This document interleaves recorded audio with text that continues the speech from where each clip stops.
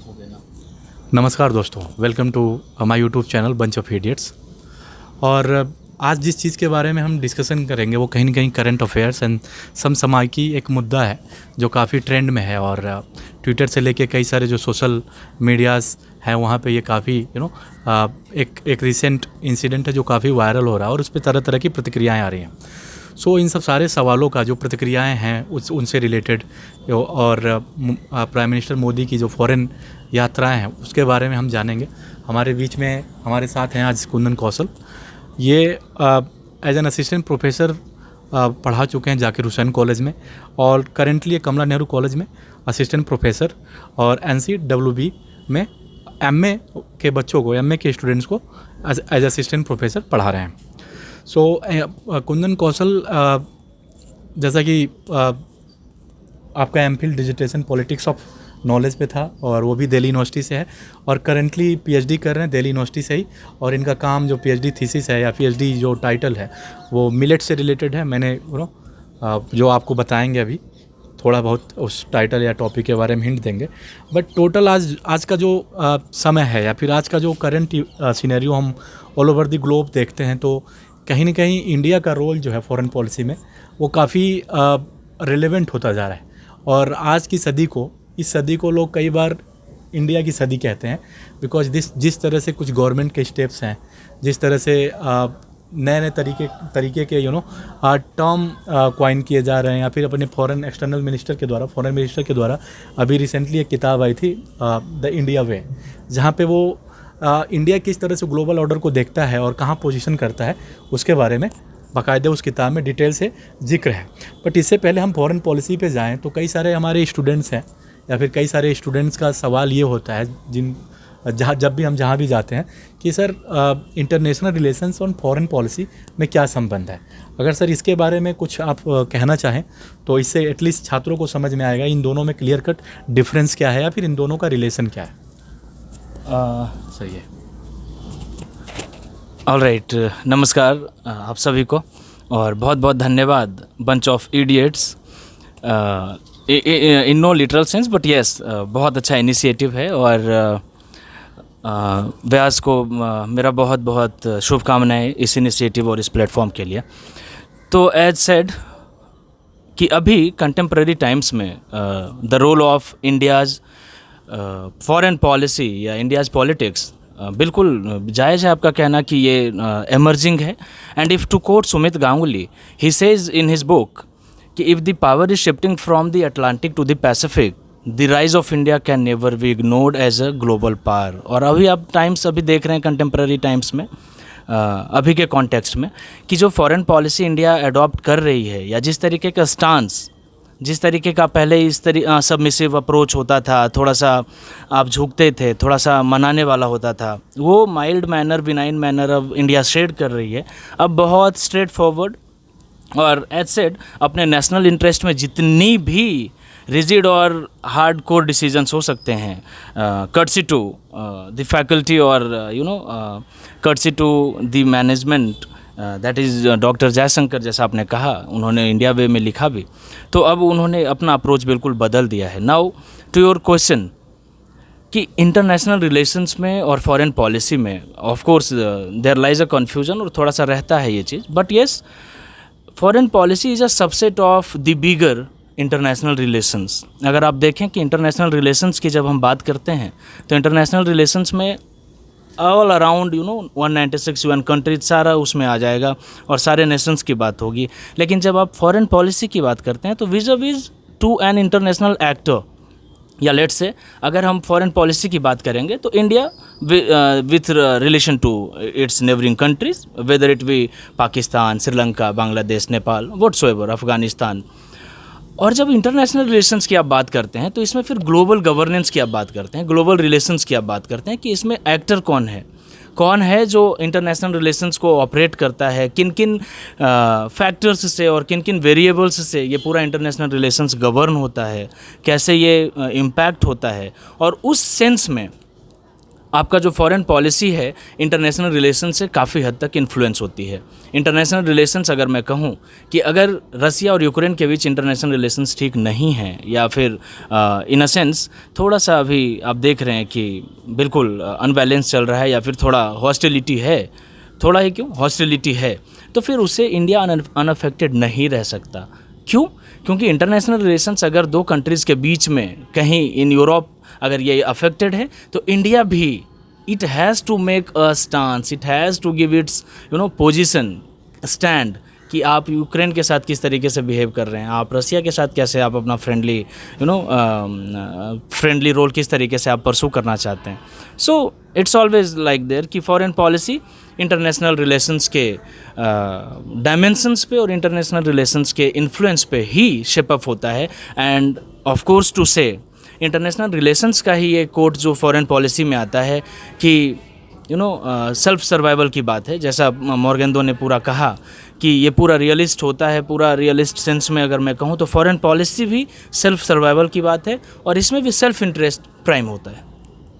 So sir short में हम ये कह सकते हैं कि जो विदेश नीति होती है वो दो या दो से अधिक देशों के संबंधों की बात करता है और कहीं न कहीं उनके नेशनल इंटरेस्ट को फुलफिल करने की कोशिश करता है through policies. Right. Okay sir, दूसरा सवाल, जब भी हम थोड़ा सा इंडियन कॉन्टेक्स्ट में आ रहे हैं, ग्लोबल सिनेरियो से बाहर निकल के, जब भी हम इंडियन कॉन्टेक्स्ट को लेते हैं तो कई बार ये होता है कि फ्रॉम नेहरू टू मोदी, सो हमेशा से एक 1947 से लेके आज तक किस तरह से फॉरेन पॉलिसी का जो एंगल है या फिर डायमेंशंस है या फिर इंडियन कॉन्टेक्स्ट में किस तरह से इवॉल्व हुआ है, इसके बारे में आपके क्या विचार हैं? किस तरह से चेंजेस जो नेहरू एरा से लेके आज तक के चेंजेस किस तरह से आप उसे देखते हैं? A very pertinent question to ask. और बिल्कुल अगर हम फॉरेन पॉलिसी की बात करें और नेहरू की बात ना करें so it will be like talking everything else, और फिर आप उनका मतलब मेन एक्टर की ही बात छोड़ दे रहे हैं। To be very frank and very honest कि अगर जब बात पोस्ट कॉलोनियल कंट्री और पोस्ट इंडिपेंडेंट नेशन इंडिया की बात होगी, Nehru can never be left untouched, Nehru can never be left behind. आप कितनी भी कोशिश भी क्यों, आप कितना भी उनको रिड्यूस करने की कोशिश करेंगे तो नेहरू ही will be termed as the architect of modern India. वो कहे जाएंगे फर्स्ट प्राइम मिनिस्टर, है ना, वो तो जो है उनके साथ फैक्चुअल हिस्ट्री है वो रहेगी ही, इसमें कोई शंका नहीं है। बट येस, जो पॉलिटिक्स होती है और जो अपोजिशन की जो बात होती है वो होता है कि कहाँ आपने थोड़े हिस्टोरिकल एरर्स या रॉन्ग्स किए हैं, जिसको आप कहते हैं थोड़ा सा ब्लंडर कहाँ पे आपसे हुआ। तो अगर पहले नेहरू को लोकेट करें कि फॉरेन पॉलिसी सिंस 1947 और आज के टाइम्स में, तो नेहरू के टाइम्स में कॉन्टेक्स्ट बिल्कुल अलग है। एज यू नो, नेहरू के टाइम्स में साइबर वॉरफेयर का कोई इशू नहीं है, नेहरू के टाइम्स में बायोलॉजिकल वेपन्स का कोई अभी ज़माना नहीं रहा, नेहरू के टाइम्स में बहुत बिनाइंगली चीज़ें चल रही थी। एंड जिसको आप कहते हैं ना कि Nehru was nurtured by Mahatma Gandhi's vision, तो नेहरू उस विज़न को भी कैरी कर रहे हैं और उस आइडियलिस्टिक विज़न में नेहरू हिंदी चीनी भाई तक को सपोर्ट कर रहे हैं। और बाद में जब बैक स्टैबिंग होती है, टैक्टिकल एरर जिसको आप कहते हैं कि नेहरू के तरफ से हुआ, तो वो उन चीज़ों से नेहरू पे क्रिटिसिज्म होना भी लाजमी है। क्योंकि कभी भी आप फॉरेन पॉलिसी में और कभी भी आप international relations as we discussed, कभी भी आप अपने नेबर स्टेट्स को, जैसा कि हमेशा कौटिल्य और चाणक्य नीति कहती है कि कभी भी आप अपने पड़ोसी को फॉर ग्रांटेड ना लें, ये चीज़ थोड़ी नेहरू से भूल हुई, जिसको ऑफ कोर्स नेहरू के सक्सीडिंग जितने भी पॉलिटिशियंस रहे या उनकी पार्टी के लोग हों या जो भी हों, इस चीज़ को बिल्कुल एडमिट करेंगे कि हाँ, वहाँ पे भूल हुई थी कि हमने डिफेंस सेक्टर पे उतना ध्यान नहीं दिया। हमने सोचा कि पंचशील हमें हमेशा गाइड करेगा, जो कि हो नहीं सका। तो नेहरू का विज़न थोड़ा सा वहाँ पे लैकिंग था। लेकिन यस, नेहरू की फॉरेन पॉलिसी, क्योंकि अगर नेहरू की बात होगी तो नॉन अलाइनमेंट मूवमेंट की बात होगी, अगर नेहरू की बात होगी तो उस इनिशिएटिव्स की बात होगी कि सबसे पहले थर्ड वर्ल्ड का जो पूरा एक आप देख रहे हैं न्यू जो as a third world nation जो पूरा एक नया ऑप्शन के तौर पे नेहरू अगर दे रहा है, तो नेहरू ऑफ कोर्स उसके लिए रेफर किए जाएंगे। नेहरू हमेशा इस चीज़ के लिए रेफ़र किए जाएंगे कि उन्होंने उस समय कंट्री को शेप अप किया जिस समय कंट्री वॉज इन स्क्रैचेस, और आपको शुरू से शुरू करना था, weather it be the economics, it be the education, it be the poverty, it be the societal और सोशियो कल्चरल एस्पेक्ट्स, कुछ भी हो, नेहरू को वहाँ से शुरू करना पड़ा।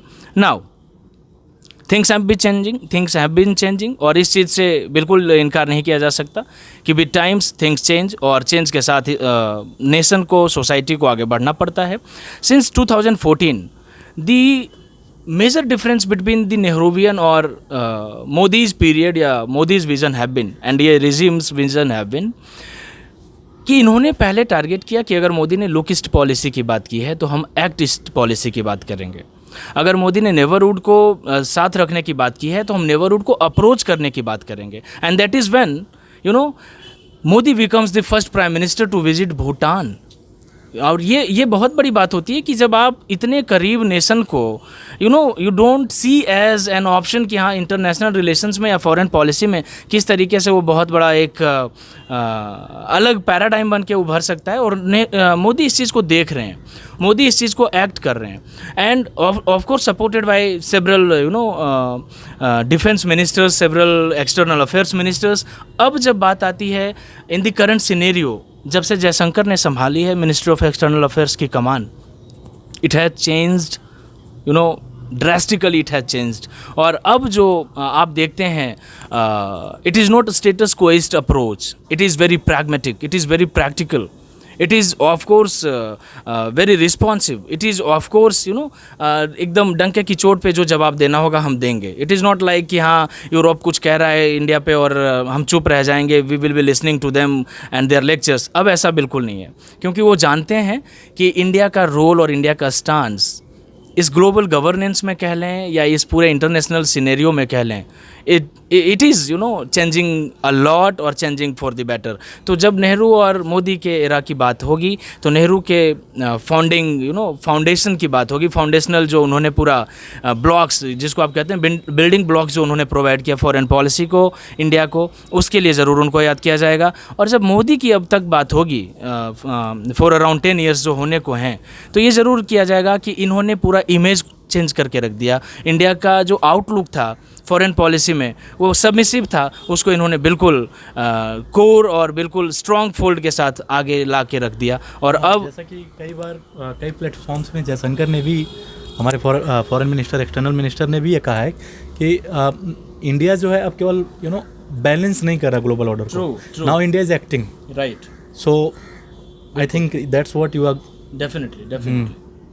सो ये है. और बाकी सर लाइक कई बार ये भी होता है कि जब से प्राइम मिनिस्टर मोदी सन 2014 के बाद से उन्होंने प्रधानमंत्री जब से ये बने हैं, प्रधानमंत्री जब से बने हैं, तो कई बार कई सारे सवाल और क्वेश्चंस इस बात पे भी करते हैं कि वो बार बार फॉरेन विजिट पे क्यों जाते हैं, जिससे वो कॉस्ट से रिलेटेड जो खर्च आते हैं उस पर बहुत ज़्यादा हैं. और अपोजिशन पार्टियां उन्हें इस वजह से टारगेट करती हैं कि वो हर महीने कहीं ना कहीं किसी दूसरी कंट्रीज़ में होते हैं. सो इन सब चीज़ों के बारे में आपका क्या विचार है? क्या ये फॉरेन बिना टूर किए हुए, क्या फॉरेन पॉलिसी या फिर इंटरनेशनल रिलेशंस में एक इंडिया जो करना चाह रहा है, जो विजन है इंडिया का एज इमर्जिंग ग्लोबल पावर का, as an emerging global power का, क्या वो विदाउट ट्रैवल किए फुलफिल किया जा सकता है, या फिर मतलब किस तरह से इसको किस तरह से आप देखते हैं अपोजिशन के क्रिटिसिज्म के बाद? निश्चित तौर पे मैं आपका प्रश्न समझ सका व्यास. तो अगर ये बात की जाए कि फॉरेन टूर्स या फॉरेन विजिट्स, अब्रोड जाना, सी वेरी प्रैक्टिकली ये बहुत नॉर्मल नहीं था. यहाँ से अगर आप 50 साल पहले देखें, एयर स्पेस का जो पूरा डेवलपमेंट रहा है, टेक्नोलॉजी का जो पूरा डेवलपमेंट रहा है, इट वाज नॉट इजी कि आप सोचें और आज भारत से आप अमेरिका चले जाएं, है ना. It is still the same distance जो नेहरू के टाइम्स में था, वो आज भी वही डिस्टेंस है. बट जिस तरीके से टेक्नोलॉजी एनहेंस होती है, एयर स्पेस आपका जिस तरीके से बेटर होता है, उस तरीके से चीज़ें आपके लिए अवेलेबल होती है. फर्स्ट थिंग तो आप ऑप्शंस भी तलाशते हैं. दूसरी बात, अगर आप इसको डोमेस्टिकली इस चीज़ को लोकेट करें, हमारे parents, if talked about our parents, और हमारे गांव में पापा डिस्ट्रिक्ट तक जाते थे, डिस्ट्रिक्ट का काम हुआ, वहाँ से फिर वो पता है हेडक्वार्टर तक जाते थे, वहाँ से फिर स्टेट कैपिटल तक जाते थे. अगर ये कहा जाए कि ये बाहर क्यों जा रहे हैं, वहाँ से क्या अर्न हो रहा है, तो सिंपली आप भी समझ सकते हैं जवाब क्या रहेगा कि जो बाहर जाता है कुछ अर्न करके आता है, वहाँ से कुछ व्यवसाय, रोजगार, व्यापार देख के आता है, कुछ संबंध बना के आता है. एंड दैट इज़ वाई वो विजिट अगर आप नेशनली या इंटरनेशनली लोकेट करें, तो आपके प्राइम मिनिस्टर जो हैं, जो कि प्रधान सेवक अपने आप को बोलने में ज़्यादा कॉन्फिडेंट फील करते हैं, तो प्रधान सेवक जो हैं वो अगर बाहर जा रहे हैं तो कुछ व्यापार के सौदे ला रहे हैं, ट्रेड रिलेशंस बिल्डअप कर रहे हैं। आज के समय में न्यूक्लियर रिलेशंस ज़्यादा मायने रखता है, न्यूक्लियर रिलेशंस बिल्डअप कर रहे हैं, टेक्नोलॉजिकल जो आपके बायलैटरल रिलेशंस बन रहे हैं वो बेटर हो रहे हैं। तो अब जब प्रधानमंत्री कहीं बाहर जाते हैं, so it is of course, जैसा अभी आपने जयशंकर को कोट किया, it is not just a balanced relation या सिचुएशन। अब आप जा रहे हैं तो गिव एंड टेक कर रहे हैं, जितना आप देंगे उतना हम आपको देंगे। And the kind of demography that India has, कोई भी नेशन आज के टाइम्स में इंडिया से इस तरीके से बिल्कुल इस तरीके से चैलेंजिंग टोन में या बहुत ज़्यादा रिएक्टिव वे में कोई इस तरीके से बिहेव नहीं कर सकता। And that is when it becomes important कि आपके prime minister time and time again लोगों से संबंध बनाने के लिए, देश से संबंध बनाने के लिए, सबसे बड़ी बात तो इसमें यह भी है ना कि डायस्पोरा जो आपका रह रहा है, जो इंडियन अमेरिकन्स हैं, ये सारे लोग इंडियन ऑस्ट्रेलियंस हैं, जो भी PIOs हैं या फिर जिसको OCIs अब कहने जाने लगा, ये सारे जो NRIs लोग हैं, उनको देखने के लिए तो आपके देश से प्रधानमंत्री को जाना ही चाहिए ना। They should not be left aloof and alone isolated कि हम बाहर आ गए तो हमें बस रिमिटेंसेस भारत को देने हैं। कोई आता है तो वो कॉन्फिडेंस और वो ट्रस्ट बिल्ड होता है कि हाँ, हमारा प्रधानमंत्री हमें देखने आता है, हमसे मिल के जाता है। So that is also very important. Sir, like diaspora से रिलेटेड ही क्वेश्चन है, बिकॉज जो मैं देखता हूँ या फिर मैं एनालाइज करता हूँ इंटरनेशनल इंडिया के फॉरेन पॉलिसी को या इंटरनेशनल अफेयर्स को, तो मुझे कई बार ये नज़र आता है या फिर मैं ये देख पाता हूँ कि प्रधानमंत्री मोदी का जो डायस्पोरिक इंगेजमेंट है किसी और प्राइम मिनिस्टर के कंपैरिजन में कहीं ज़्यादा है। True. और वो डायस्पोरा को इन्होंने एक्चुअल में, मुझे ऐसा लगता है कि उसके थ्रू इन्होंने जो इंडिया का जो इंडिया का विज़न है, इंडिया का जो कनेक्शन है, उसके थ्रू, चाहे वो ऑस्ट्रेलिया जब जाते हैं तब भी डायस्पोरा से उनका इंगेजमेंट या स्पीच दे रहे होते हैं या फिर उनसे इंगेज कर रहे होते हैं स्पीचेस के थ्रू। अमेरिका गए अभी रिसेंटली, वहाँ भी उन्होंने ऐसा ही किया। तो कहीं ना कहीं प्रधानमंत्री का जो मैं सबसे बड़ा योगदान आज के समय में देखता हूँ कि the way he is engaging with diasporic community in at least जो इंडियंस बाहर रह रहे हैं। और मतलब इसके कॉन्टेक्स्ट में एक सवाल है, मतलब एक चीज़ मुझे ये फीचर्स दिखती है इस गवर्नमेंट की जो कहीं ना कहीं नेहरूअन आप उसे कहें कि आइडियाज़ से या फिर आइडियोलॉजी से फॉरेन पॉलिसी के कॉन्टेक्स्ट में अलग करती है।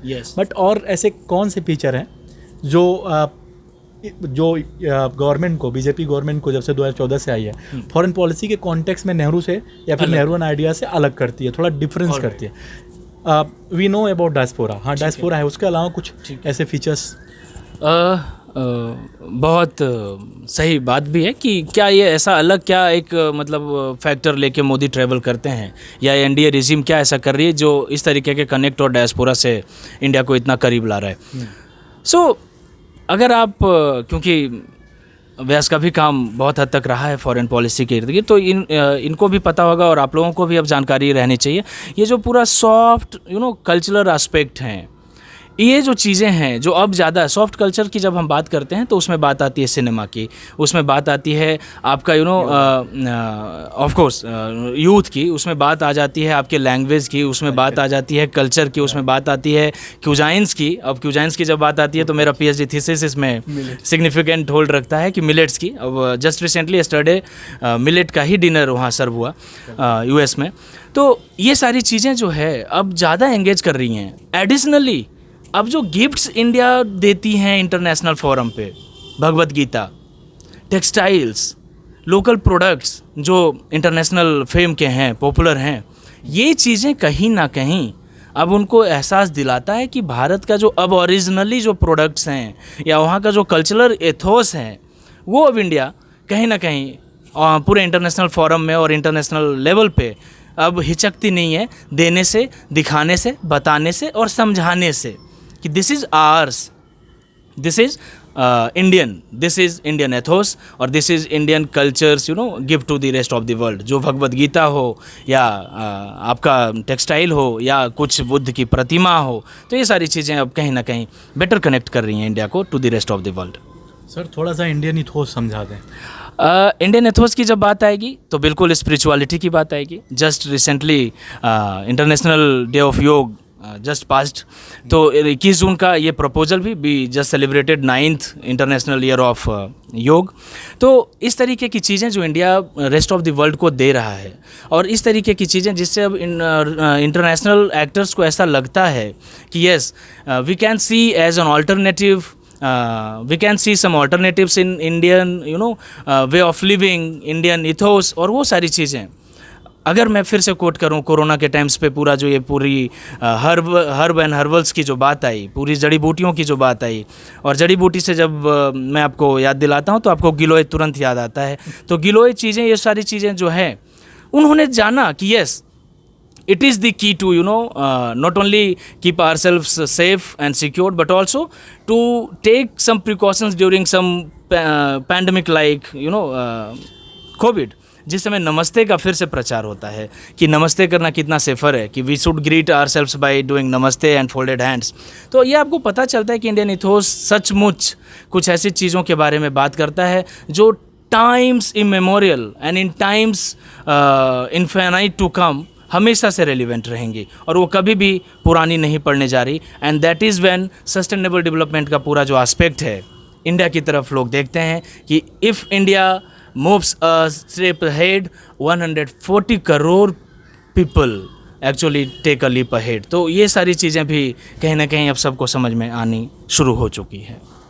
सर मेरा एक क्वेश्चन और है, ये कहीं ना कहीं माइनॉरिटी राइट से रिलेटेड है। राइट। और ऐसा इसलिए क्योंकि जब प्राइम मिनिस्टर मोदी अभी रिसेंटली जब यूएस विजिट उनका हो रहा था, और वो कहीं ना कहीं स्पीच देने वाले थे, और जस्ट स्पीच से पहले Barack Obama former president of USA, so उनका एक स्टेटमेंट ये आया, उस इंटरव्यू में उन्होंने ये बोला कि इंडिया को माइनॉरिटीज़ राइट के जो इश्यूज़ हैं वो एड्रेस करने चाहिए। अगर इंडिया ये नहीं करता, उन्होंने ये भी कहा कि अगर मैं प्राइम मिनिस्टर होता तो शायद मैं इन इश्यूज़ पे प्राइम मिनिस्टर मोदी को एटलीस्ट उनका ध्यान उस तरफ ले जाता, क्योंकि अगर ये एड्रेस अगर इंडिया नहीं करता माइनॉरिटीज़ के राइट्स के बारे में, तो इंडिया का फिर से एक पार्टीशन की तरफ इंडिया जा सकता है।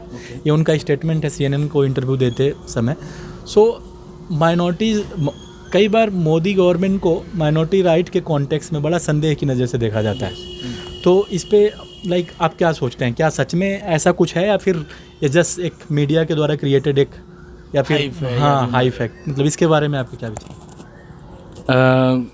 तमाम कुछ सवाल बहुत ही कठिन है, लेकिन हाँ, जवाब इसके भी हैं, और जवाब बहुत सीधा है।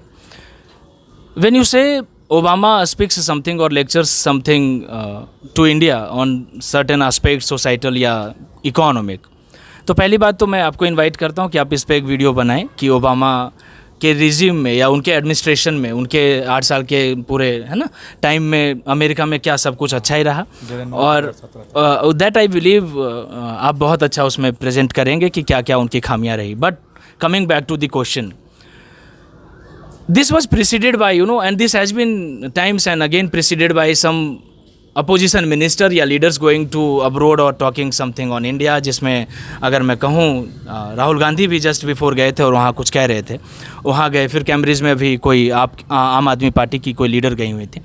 सो ये प्लेटफॉर्म्स पे जाके इंडिया के बारे में कुछ ऐसी बातें करना, पहली बात तो मैं उनके मेंटलिटी पे तो कोई सवाल नहीं करूँगा, लेकिन उनके रीजनिंग पे मैं थोड़ा सा एक बार चाहूँगा कि वो इस बार रिफ्लेक्ट करें।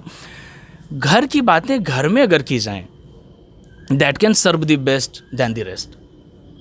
अगर हमारी फैमिली में डिस्प्यूट है, अब बात वही है ना, ओबामा के बारे में अगर मैं बात करूँ तो वही बेगानी की शादी में अब्दुल्ला दीवाना।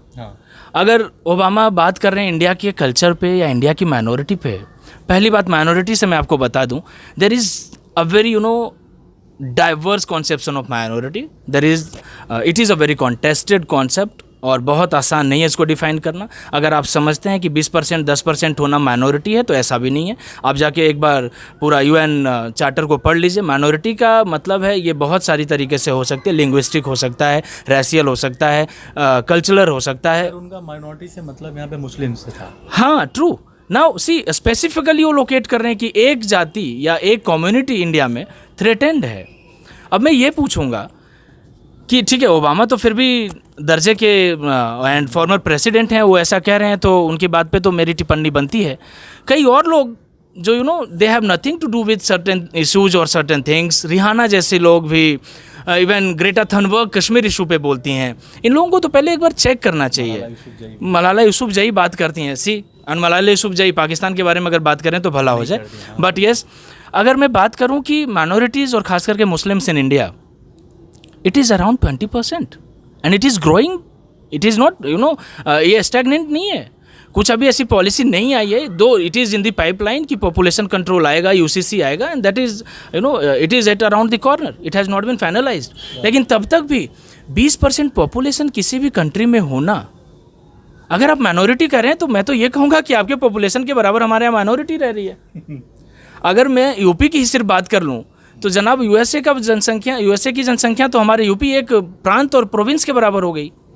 और इस तबके के स्टेट में, इस तबके के स्टेट इन इंटरनेशनल रेफरेंस, इस तबके के राज्य में या राष्ट्र में अगर इतनी बड़ी डाइवर्सिटी है, उसको मैनेज करना, अगर आप कुछ चीज़ें पिन पॉइंट करने की सोचेंगे तो वो तो कभी भी कर सकते हैं आप, और it is very easily evident and visible. लेकिन आप जब इंडिया आएँ and to just make you aware and informed, वहाँ के एक कोई मुस्लिम कम्युनिटी के ही लीडर ने कहा कि I feel very safe and secure in India, he is also holding some good positions in bureaucracy और समथिंग।